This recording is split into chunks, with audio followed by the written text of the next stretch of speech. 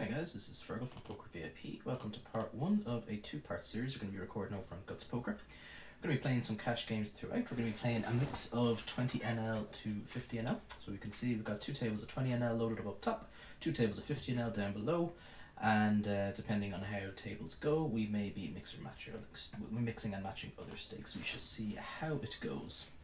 So start off with the aces up at the top left. Pretty easy bet here for the most part on a lot of different runouts. Not loving the king in the slightest. Obviously King X does make up a reasonable portion of his check call range. We're going to check this back, and if he checks to us again, we will go for one more street of value. King is a great card for us. It has reduced his King X combo substantially, and we can expect to get called off here by anything that is a 9 or above, essentially. So I would expect to see a call here pretty often after we call the flop. If we get raised, I'm really sad. I don't expect to get raised too often, though. I don't think he checks a king 3 times to us. I'm really surprised to see a fold there. Like, it's really unusual. Just like, I don't get what he can check call that flop with that doesn't want to call that run out. It just makes no sense to me. Unfortunately, no action down below with the aces on the bottom left. Okay, I'm going to go for a cheeky little 3-bet here with the king queen offsuit. We get 3-bet with the ace-6, which is unfortunate. We're going to have to fold. And we'll be opening up the 8-10 suited. 10-jack up on the top right table. We can 3-bet here definitely. Calling is absolutely fine as well. I'm going to elect for the call this time around to try to encourage multi-way action, which is what we have accomplished. Unfortunately, not the board we were looking for at all. Interesting that he chooses to dunk out. I'm considering making a play at this because it does not seem to make much sense that he would lead a king here. We'll make a fold. We're going to keep an eye on this guy. If he continues to dunk out quite often, we will adjust our strategy against him. But as I said, it just kind of makes sense to check it to the razor there if he has a king on such a dry board. Looks like we missed a pretty big pot down at the bottom right table. Ace king versus queens. I think it went all in pre. And possibly we're having a table break down in the bottom left table. We may need to dig up another table. Gonna go for a loose open with the 3-8 suited, and we take it down with a stab on the flop. Defend here in a heads up game. I'm happy enough playing heads up, but when I'm recording a video I probably won't because I need to focus on the other tables quite a lot, so it doesn't really make sense for me to. So we'll play till our blinds and we'll just fire up another table. I'm trying to play heads up. Somehow Jack 8 is good there. Fantastic news. Fantastic news. So we'll just go for the sit out, and we'll be opening up the 10s in the top left. Okay, so we'll drop out this table. Unfortunately, we have another game of 15L ready to go. So we have it tiled nice and neatly, so we're good to go. Got to fold the 6-8 here, facing the button ISO versus the under the gun limper. Would have been a pretty decent flop for us, unfortunately. But we're not going to be turning much of a profit by playing that kind of hand later, out of position in a multi-way pot, because he's almost always going to call after I call. And we're just going to wait around till our blinds here. We have another couple of hands to go, and we still have the 3 tables up and running, so not too shabby. Flop checks through down the bottom right table. I would have expected or forward here to stab that board pretty frequently. It shouldn't have connected all that well with his limp calling range. And there's a lot of runouts where he can barrel pretty hard as well.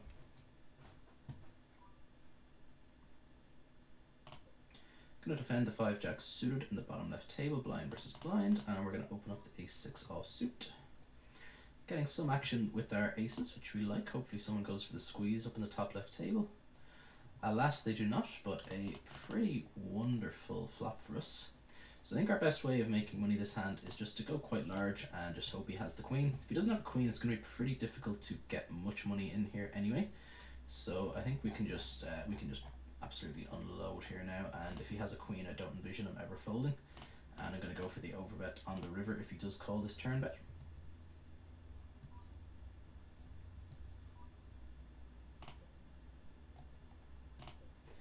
I'm going to go for the open with the button with the king 8. So unfortunately we get the fold through. We do not get called with our aces, where we have I mean, we've got essentially the nuts there. Obviously he can have some hands that have us beat, but not all that many. Pocket queens is pretty damn unlikely, and obviously if he has quads, then GG. 7 queens suited, we will be going for an open.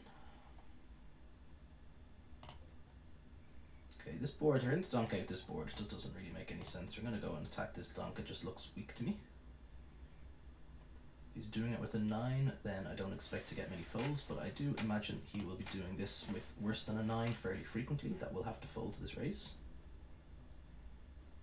Which he does, we like. We're going to be opening the pocket 2s if it's folded to us. And pocket 8's up in the small blind in the top left table. There's pretty strong potential to play it as well, of course. Okay, so we flop a pair, and we've started off with a pair. We flop a gut shot to go along with our pair, should I say. We are going to fire here. Obviously, we've got a lot of ace X here in our range. So we have a decent amount of immediate fold equity, and we can always improve if we do get called. Not a board I plan on firing many streets on, though.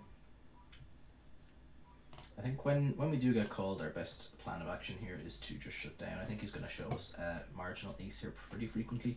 He can have some hands like maybe kind of pocket 6s, 7s, 9s, stuff like that elected not to 3-bet pre, which we probably do fold out with the second barrel, but I think he's going to have a lot of kind of ace jack, ace 10, stuff like that as well. So we're happy just to check this down. And he has the deuce 3. I did not envision him having a deuce 3 there ever after he just flats the button. That seems pretty wild to me. So we're going to mark this player to our immediate left as just kind of make a mental note that he is probably not all that great a player, and react accordingly to him. Okay, so we defended with the king 8 up at the top right table. We flop top pair with the backdoor flush draw. We don't pick up any backdoor equity, but we still have our top pair to go along with to get to showdown essentially. I'm trying to figure out now if there's any value in betting here or not. He can have an occasional better king. I mean, it's not all that likely, but I think a lot of the time here he just doesn't have a hand he can call with. So we're just going to check and see if we can get him to fire one last street with some random ace high or something like that that he decided to stab the flop with, that he doesn't think has any showdown value, but he might have some full equity against us. Unfortunately, he does not take the bait, and because we're on an anonymous table, I can't actually check what he had here. There's no hand histories or anything like that, so you only get you can't go back and check what people had after the fact, which I kind of quite like, because I've definitely like it's hard to quantify because you can't see what people are calling with, but I definitely feel like I get called more frequently at the anonymous tables than I do in regular tables. But obviously because I can't see what kind of hands are calling me, it's kind of hard to quantify it. But I think people know that you can't check it, so they're more inclined to make those kinds of hero calls where, you know, even if they're wrong, people don't really get to go and check and see it and stuff like that. So that's my interpretation of it anyway. It makes sense. A6, we're going to be going for an open. I'm going to go for a light 3-bet here with the ace 3 suited. Obviously we're showing a lot of strength here. We can definitely fold out a decent chunk of worse ace X. Probably some pocket pairs and stuff like that as well, which is just fantastic for us. And, you know, if we get called, we have a hand that has the potential to flop quite strongly. We do get called. Okay, we're going to start this off with a bet. And we are going to barrel a decent number of turn cards. We pick up, the only reason we're barreling this one is because we pick up a gut shot. I was hoping for a big card essentially, but we get the fold through anyway, and we do not mind that at all. Jack 9 suited in the bottom left table. We're happy to bring that in for an open. We take it down without a fight. Far from a disaster. Definitely not a hand we wouldn't have minded playing that at all, but we don't mind just taking down the blinds either. And the king and the king, obviously we would like a little bit of action here. We do not get it though, unfortunately, but hey, we'll take it.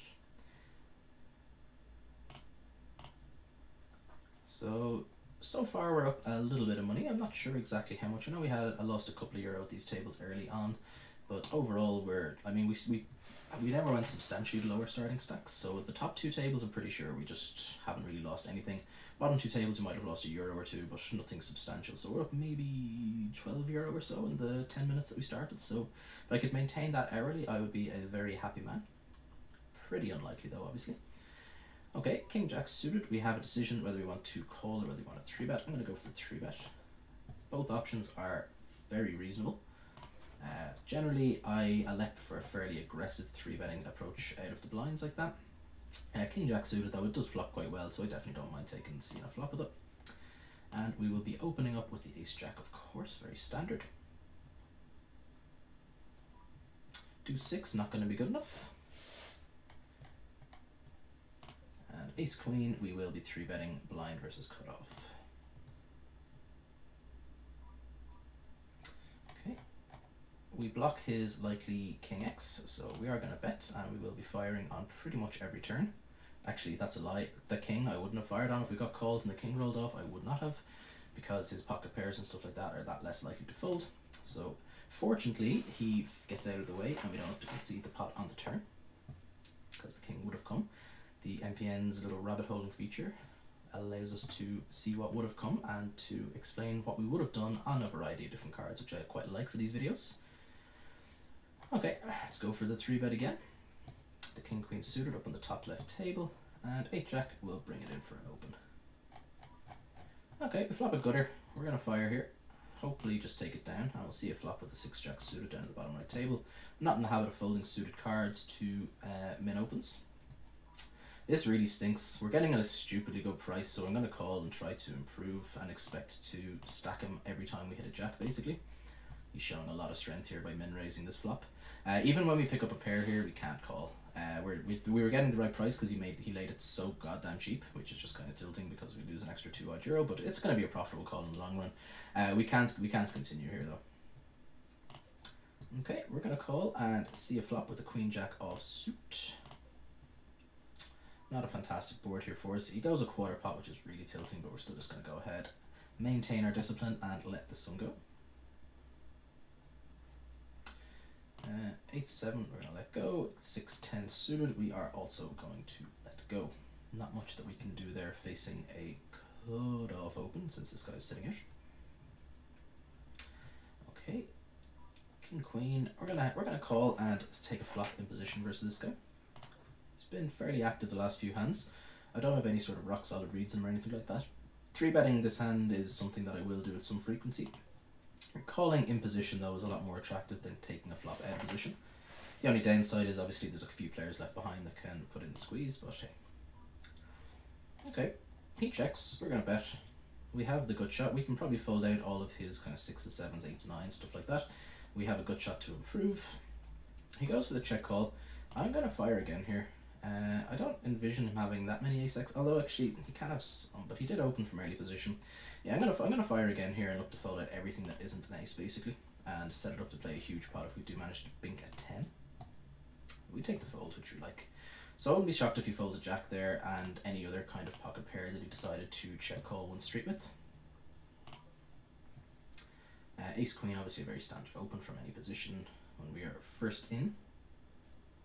We get some action.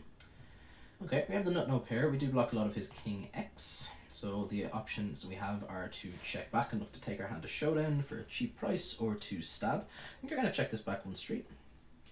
We did bet in a similar spot earlier on. It's a spot where I will mix up my play here. We're not checking back Ace Queen here just to fold to a single bet. If he fires a second bet, we'll weigh up his sizing here and make a decision. But I mean, we have the nut no pair. It's going to be ahead of a decent chunk of his range. Like, he might just take a stab. It's really unfortunate that he decided to bet the 3s there, but hey. So we probably could have folded that with a single c-bet on the flop, which is kind of annoying. But he's also going to have a lot of, like, you know, queen jacks, 10 jacks, stuff like that as well. So we're ahead of all of that kind of part of his range. And, you know, we've got okay equity against all of his under pairs and stuff like that as well. So I don't really mind how we played it, but betting is obviously a viable option as well. Okay, we have a queen and a queen in the bottom left table, so let's hope we get a little bit of action, and the ace jack will bring it in for an open as well.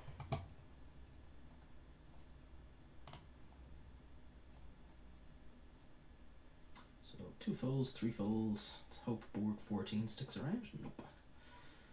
Okay. fire a c-bet here. We have the backdoor nut flush draw, some backdoor Broadway potential, and almost the nut no pair. We get called. We're not going to fire a second barrel here. When he does call here, I think we get called quite frequently on turns, and I don't really want to be firing 3 streets here. Ace deuce, we're going to go for the steal, blind versus blind. We get 3-bet. We're just going to go ahead and let him have it.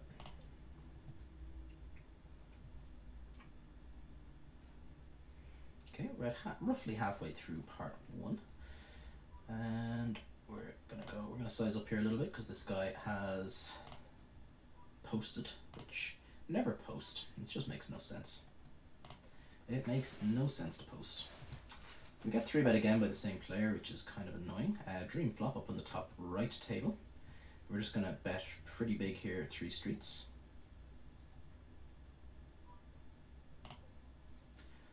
Obviously, having bottom set has a lot of extra value because we don't block like top pairs and stuff like that. Like if we have pocket aces here, it's a lot more difficult to get paid because we block all of kind of like a lot of the hands that can pay us.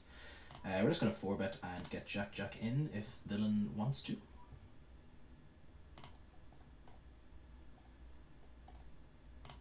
So as I said, I don't see any reason to go small here. We're just going to go for the all-in sizing. And he calls us down with the ace and the 10, so we don't mind that at all.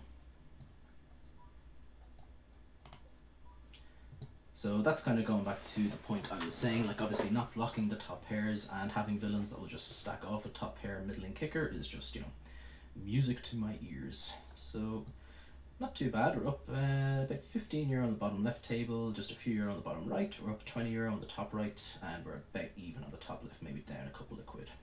And we are down a few euro there. I think we had a little bit of a loss over here. So overall, a definite solid session so far. And let's see if we can keep the trend going with the queen and the queen. Not a hand that we're planning on folding, obviously. That was a really large 3-bet. This guy like opens to 250, which is a huge open, and then this guy just like makes it 850 to go, which is also enormous.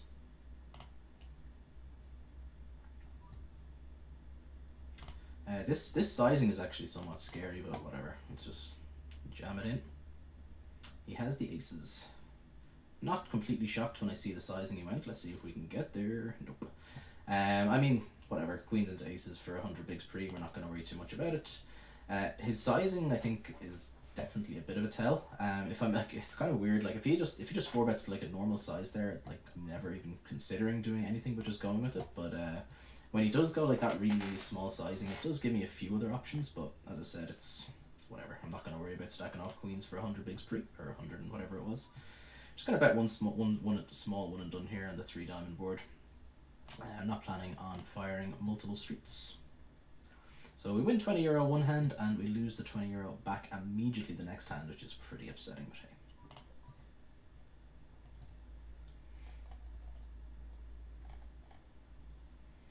So I'm just gonna go for I'm gonna size it to make it look like I'm going for just kind of thin value with the queen here. Like if I have like the queen of diamonds or something like that, and just try to get him to fold his kind of king to king of diamonds, ace of diamond type hands.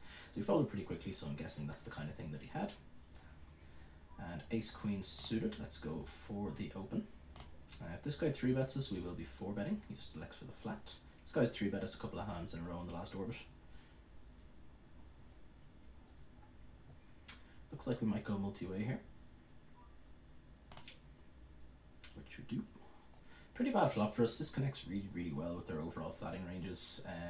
There's gonna be they can have some sets. Probably not likely to have jacks, but definitely 7s or 8s makes sense. They can have some straights like 9-10 suited. They can have 6-7-8 suited.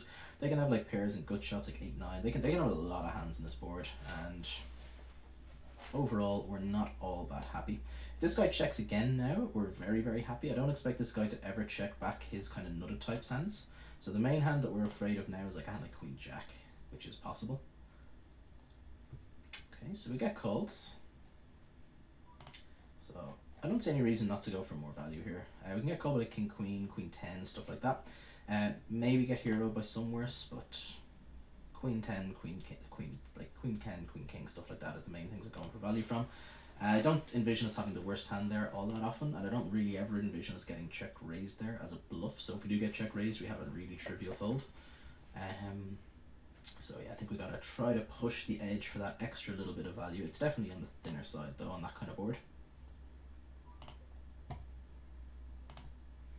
It possibly has like a kind of two pair type hand, but I just think he plays his two pairs just a bit differently. So I don't think it's that likely. Jack deuce suited, top left table, nothing we're going to be able to do there. Oh, this guy just racks up another pot with the aces. Lucky for him. Well, for some, eh? Although that didn't look to be a particularly large pot. When you don't have fish like me stacking their worst pocket pairs in pre, you can't win a huge one, right? Okay, so 4-3 suited, some potential to defend depending on how the action goes. If this goes multi-way, we'll call. If it doesn't, we will fold. Ace-Jack suited here, blind versus blind, some potential to go to war with this guy since he has been an active 3-better.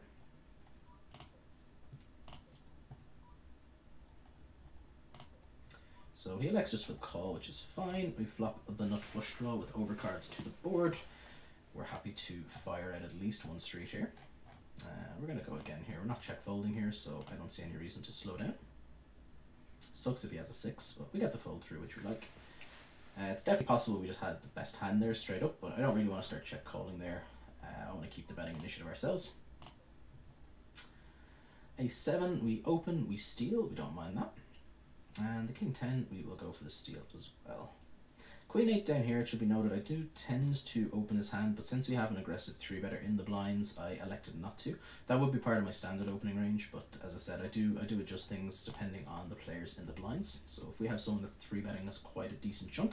Now he has slowed down, it's possible he just picked up a couple of hands in a row, so you know, obviously that's possible.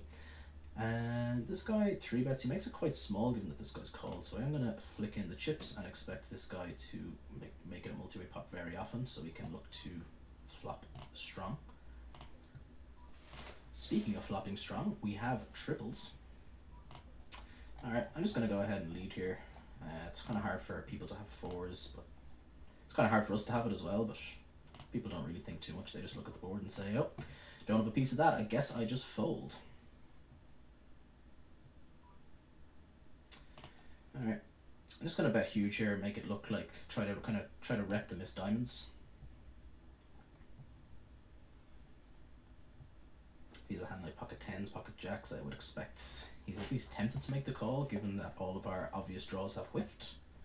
Although the backdoor flush draw got there, but it's kind of hard for us to have the backdoor flush, right? It's pretty hard. Queen 10, it's kind of an annoying decision. Because he's under the gun, I think we're just going to fold. If Don Lemon calls here, we'll consider seeing a flop. Won't be thrilled about it though. 9-jack suited up on the top left table. We flop middle pair. We're going to start this off with a check and a check call. We have the backdoor flush to go along with it and a backdoor straight as well. Never underestimate the power of runner-runner, especially when you've got 3 to a straight and 3 to a flush. Okay, let's go for the 3-bet here with the queen 10. So we just pick up the 2-pair on the turn versus Hasimba, which we like. This guy comes back over the top here, which kind of stinks, so we obviously have to fold. Oof, that's a painful run out with the 2-pair.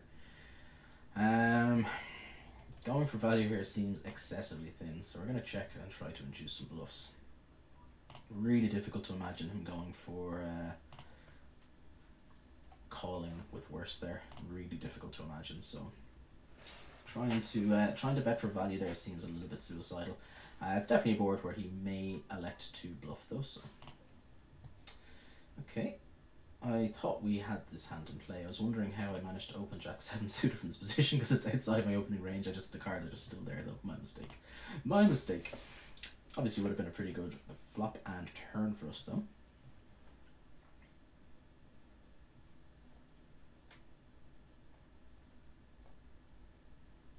Would have just been calling and seeing the flush on the river in that scenario. I think I would have checked the flop. I think the flop checked through, and then I would have gotten there on the river, which is kind of unfortunate. Queen King will be bringing this in for an open, of course. So we're going to be in position here. I don't really want to get 3-bet here. Definitely don't mind the flat call though. I'm going to start this off with a check back. Pretty good turn for us, obviously. Let's have a wager. We get the fold through. We would have been c-betting there on most turns if he checks to us a second time, but obviously we would have been c-betting the turn rather than going for the late c-bet. Going for value rather than as a kind of trying to fold it as ace highs though, since we hit the pair. But we would have been going for the late c-bet there pretty frequently. Really disastrous board here for us with the ace 10 suited. So we fold. We let it go. We let it go. 6-3. Nothing we're gonna be able to do there.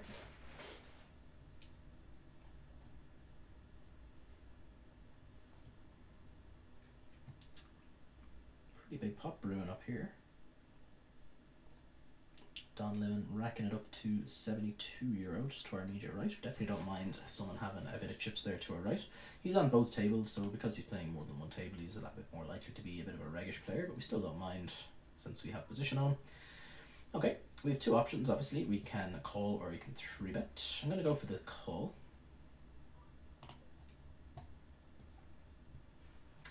Pocket 10s we will be opening. Jack 9, pretty bad board for us all round. We don't really have much equity. The only issue is, like, I mean, it's not going to hit him all that hard here, so it wouldn't be like a completely absurd board to make a play at. But I mean, if we're going for the check raise there, we're just going to be over check raising by an obscene degree. So we'll let it go. That ace we hate. We would have been happy with pretty much most other cards really. The aces, when he checks back, I just expect him to have a ton of ace X.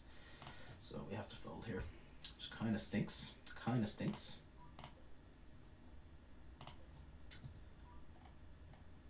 Okay, ace jack, unfortunately, under the gun gets 3-bet from the button. Not really a spot where we can commit any more chips profitably, so we're just going to let them have our big blind. Kind of annoying, obviously, it's a relatively strong hand. I mean, it's certainly not like a nutted hand or anything like that, but when the button is 3-betting under the gun, I would expect ace jack to be performing exceptionally poorly against the expected range there. We don't fold suited cards, blind versus blind, so let's call and take a flop. I'm calling go set mining here with the pocket trace.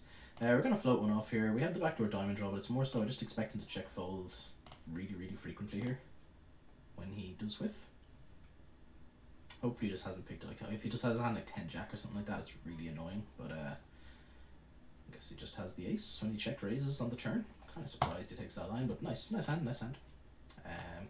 As I said, it's just a spot where I envision him just taking a stab on that flop and then just check folding a ton of hands, so seems like a reasonable spot to float one off with the intent of taking a stab.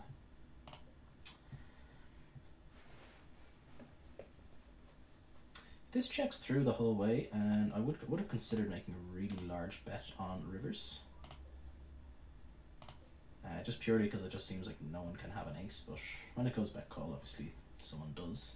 So he just called with the queen 8. That was quite a large bet to be calling with queen 8, sir. What did Borg have, I wonder? He just took a stab with the queen and the king and the jack. Interesting. Interesting. A7, we go for the steal, and queen 8 facing mid position open, we let go on the button. We get 3-bet quite large. Unfortunately, we cannot do much with the A7. We have been getting a little bit abused with our 3-bets, and unfortunately we haven't gotten 3-bets any of the times that we've had it, which is mildly annoying, but hey. We're still having a profitable session, so we're not too sad. We are not too sad. 4 deuce, we're going to fold. Pocket 4s we will open. Let's call. Let's go set mining versus Borg. We're pretty deep stacked. Reasonably deep stacked. When I don't expect people to be 3-betting under the gun all that light either, so even when I do call, even though it's a pretty decent opportunity to squeeze, I don't envision them doing it that often. We have a pair and a flush draw, albeit a very weak flush draw. We're certainly not folding to a single c-bet. Definitely don't like that this guy stuck around as well. I was hoping that we would be heads up on the turn and be able to play accordingly. Don't like this queen at all. If the queen will put us behind a decent chunk of the time if we weren't already, which I do expect we were behind it fairly often anyway, but the queen especially is not a very good card for us at all. So we're gonna be happy to check this down. We don't really want to be turning our hand into a bluff here.